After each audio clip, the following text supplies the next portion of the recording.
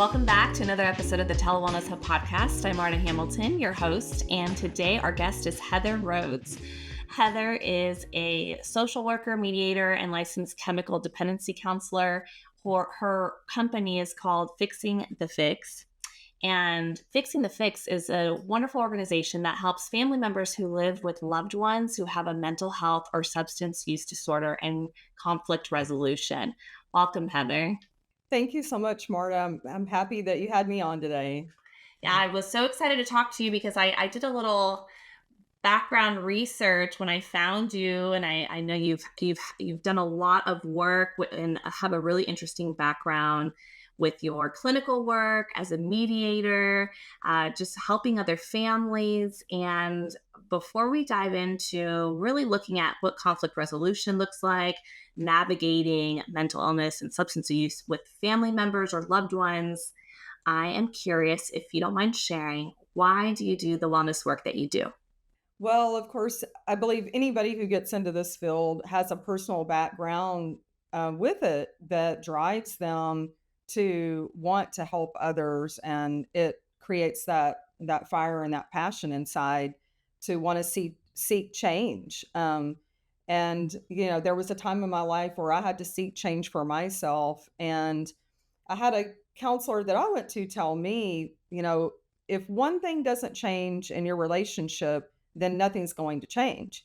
And after years of going through a cycle of dealing with a loved one who was an alcoholic and being on this roller coaster ride and being codependent and dealing with the crazies, if I look back of all of the stuff that I did, and that I couldn't believe that I did, and how I lived, and even friends would ask me, "How do you put up with that?"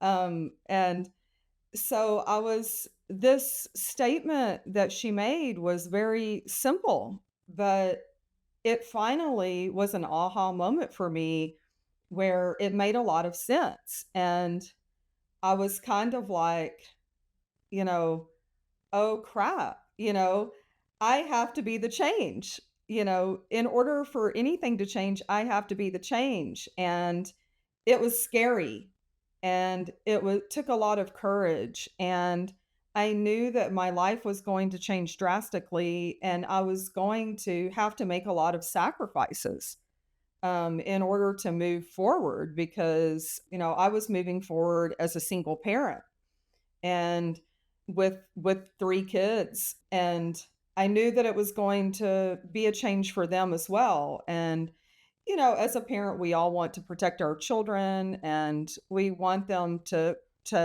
have the stability in their lives and to not have to go through these kinds of situations. But ultimately, I knew that being in the situation we were in may even make things worse for them and me than better, and for the person that I loved, because there wasn't any change being affected. Thanks so much for sharing so openly. I know it takes a lot of vulnerability. I love that you brought up, how much courage is involved. It takes a lot of courage because there's so many uncertainties, so much unknown.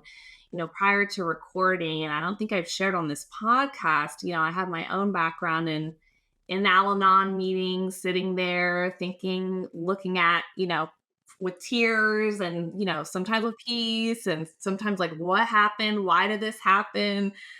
Just really looking at, okay, I didn't cause this. I can't cure it and I can't control it either. And that is scary. That is a scary thing to step into, being like, okay, I've got my kids, I've got me, and I feel like I have no control about what's going on in the future. And what I expected has been derailed completely. Yeah. For sure. Yeah. And, I found and learned in this, work and recovery journey that I've been on is our expectations are premeditated resentments. And I had a lot of resentments about this change that I was going to have to make, because, it wasn't what I expected or, really signed up for. Nobody gets married to get a divorce, and that's not the goal or the outcome that we want. And but it happens. And so I found that, with a lot of people on this journey in dealing with mental health, even, and addiction, and substance use disorders in general, that it's very difficult in relationships, with communication, with conflict resolution, with focusing on ourselves and having appropriate self care. And that starts with having boundaries. And boundaries are something that are uncomfortable for us as human beings to have for others, because if we weren't taught to have them growing up, then and we need to implement them at some point in our lives, it's difficult to make that change because nobody wants to be uncomfortable. And it's un we need to sit with ourselves at times and allow our children to be in a space where they're uncomfortable being uncomfortable. It's really okay, and it's okay for us to learn how to do hard stuff. You brought up, you'll see me jotting some notes. You brought up the boundaries and conflict resolution. Boundaries can be a form of facilitating our self care, and it's hard to communicate effectively if we have resentment. I love that statement. Expectations are premeditated resentment. Such a powerful statement.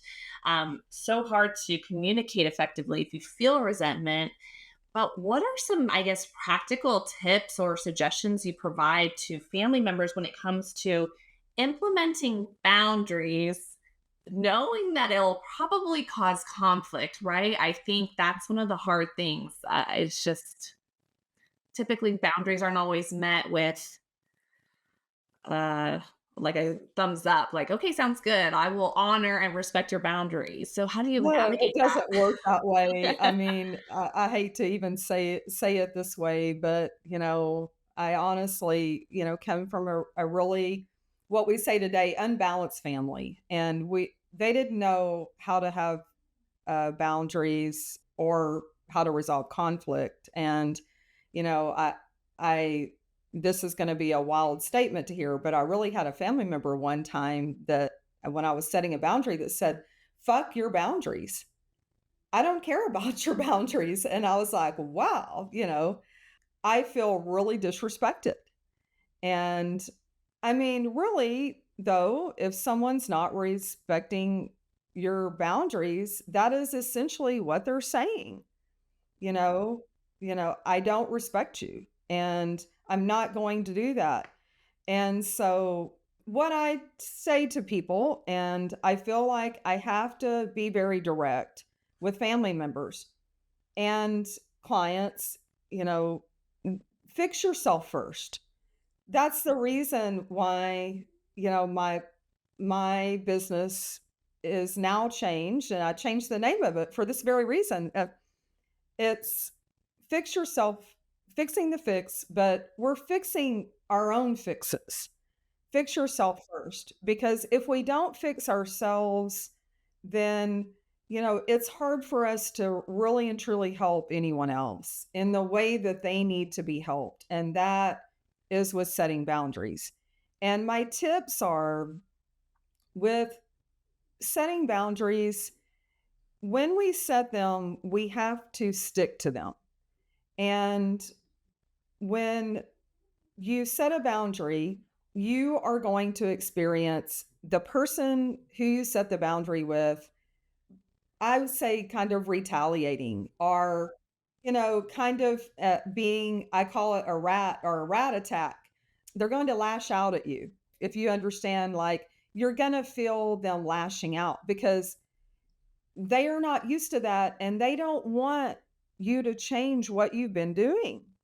And so they will lash out, and then it's important to restate your boundary and make it effective, and help them to understand that you are not changing your mind. This is what you've decided, and this is what works for me. It may not work for you, but this is how I need to take care of myself. And so you may have to reinforce that boundary again. And then I believe that what we call it next, or what I like to refer to it is sometimes there will be, after 2 or 3 times of setting boundaries, a burst of extinction. And that is where a person finally realizes and they're like, wow, she's really not going to change. And I'm not going to be able to get my way like a temper tantrum with a toddler, so to speak. She is going to stick to this and this is not going to change. And so, anyway, then they realize that I'm not going to be able to push the same buttons anymore that I've been pushing for a long time in order to manipulate and get my way with this person and have them back down.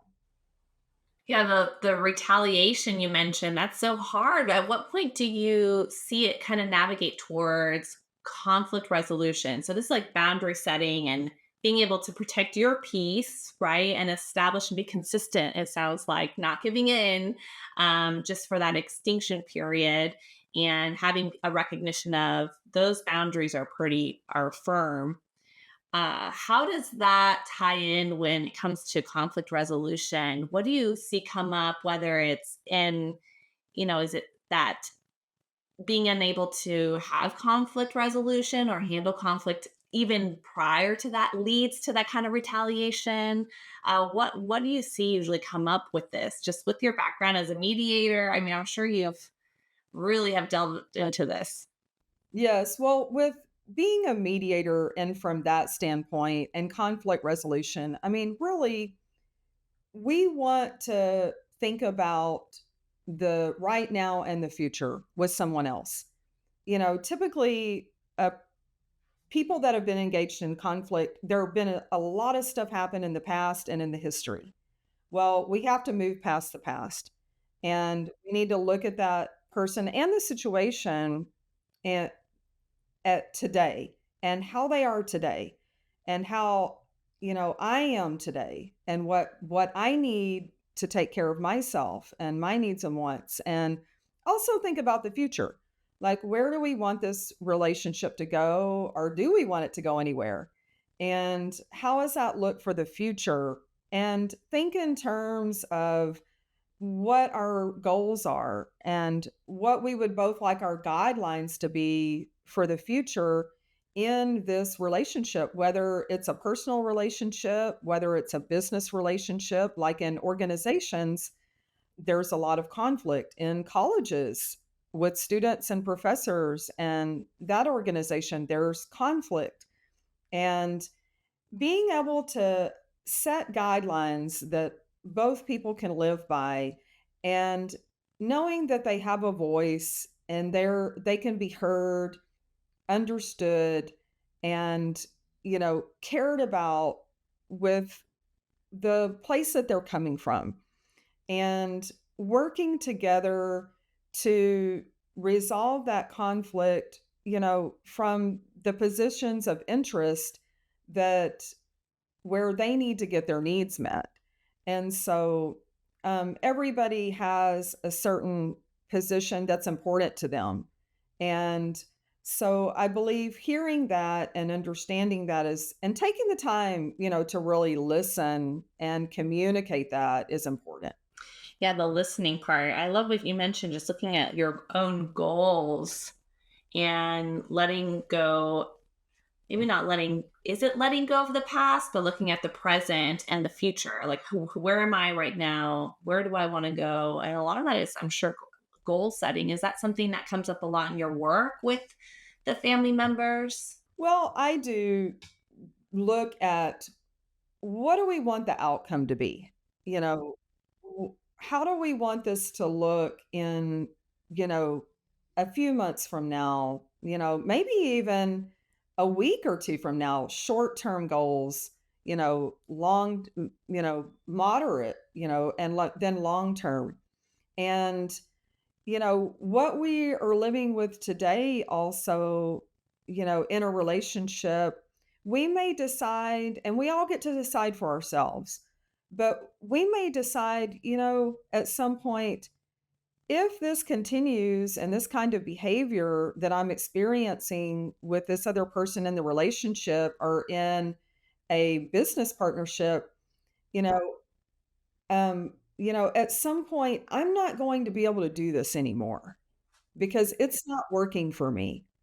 And so helping that person also to understand, that and where you're coming from. Because, you know, maybe it's toxic. It could be a toxic relationship. Like personal relationships or marriages can become toxic. But business partnerships can become toxic also.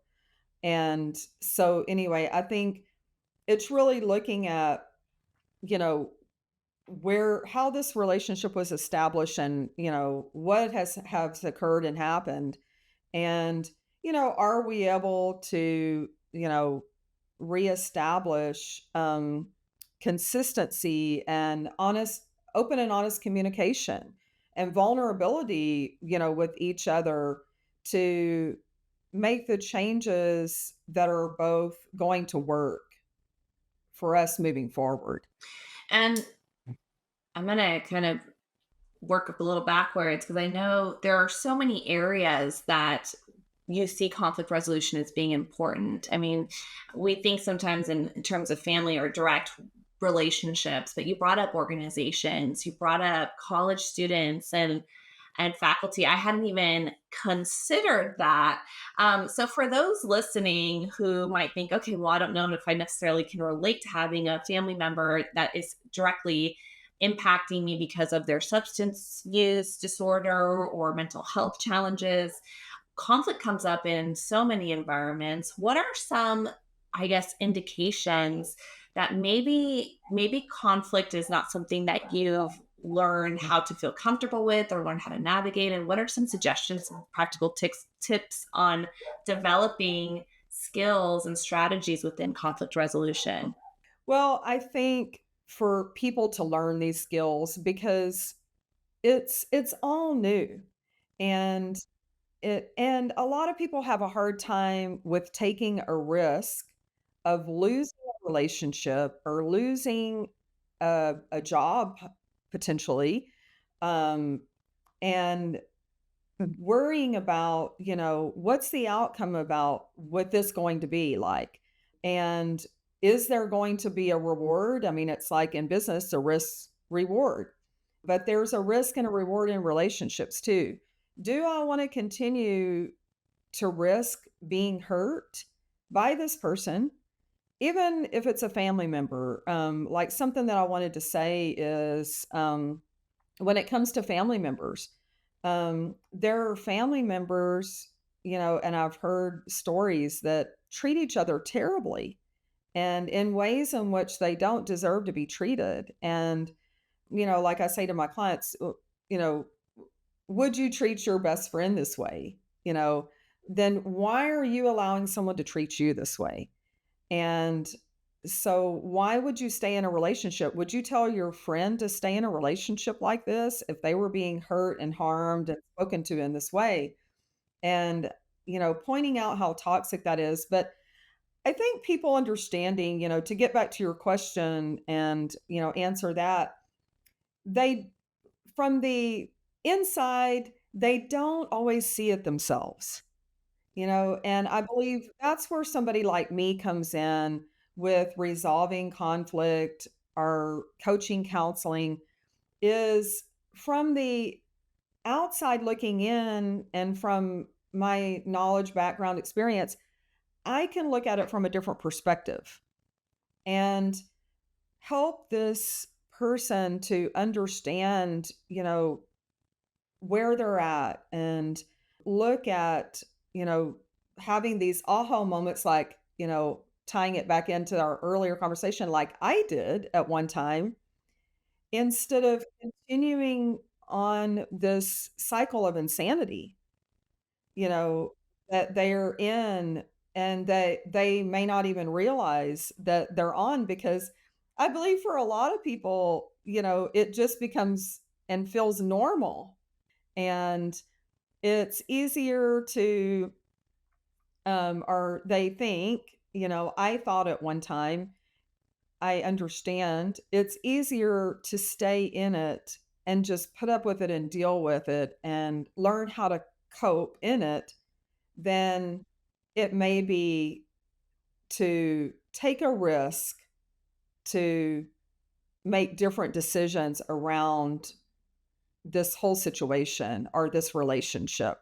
Mhm. Does that make sense to you? Yeah, I mean, you bring up risk a lot because it's true. There is a lot of, you mentioned there's a risk of changing the relationship. There's risk, like you mentioned with the business.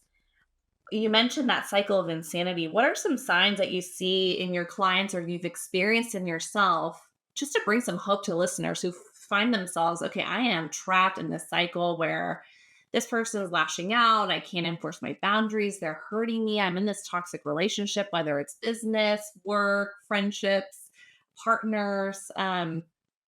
What are some signs that you've seen, some changes that can instill hope for those when they choose to take that risk and step out of the cycle? Okay.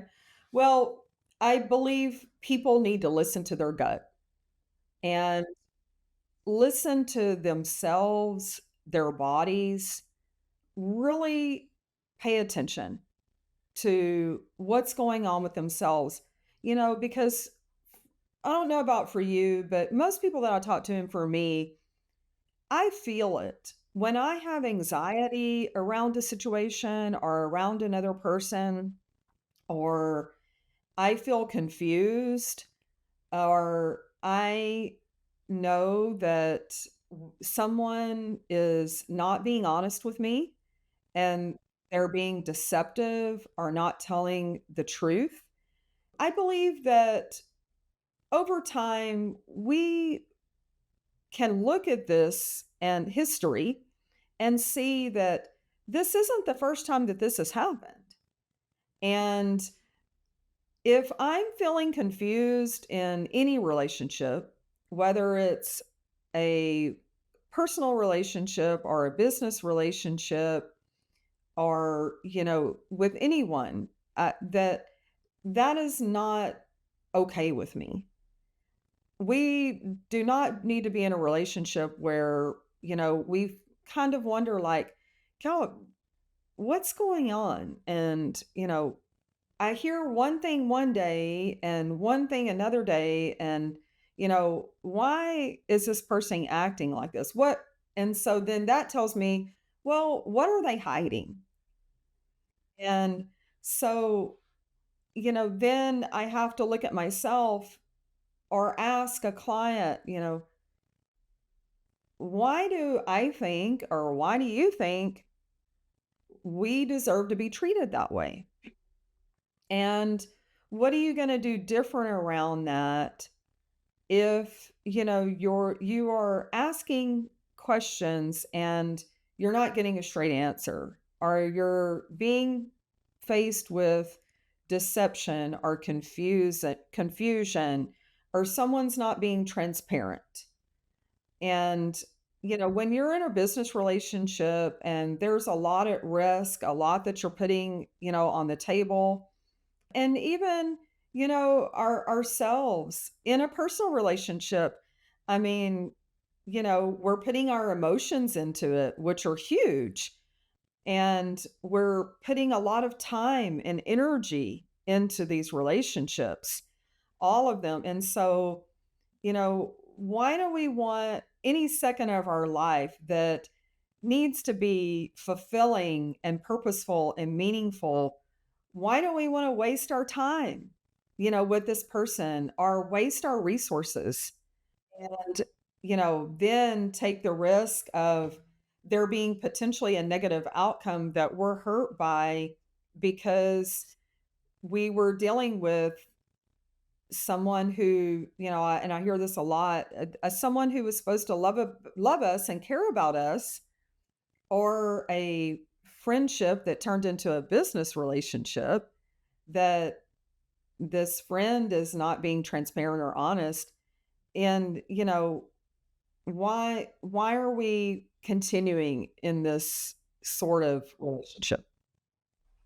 Yeah, I love that you bring up trusting your gut instincts. I think when you spend so much time, whether it's in a codependency type relationship or navigating the craziness and just using your coping skills to create some kind of structure for yourself, your gut or your intuition can get ignored or even questioned because you start kind of believing, it's not a typical, normal, healthy environment. So the kind of healthy response and to listen to your gut instinct can also just be kind of quieted down. So I love that you bring that up to listen to your gut and in order to kind of reclaim your time, your resources, fulfillment in life. I think that's such an important thing to bring up. And it takes courage, like you mentioned, it takes courage, but what an amazing reward to be able to have fulfillment and meaning back in your life.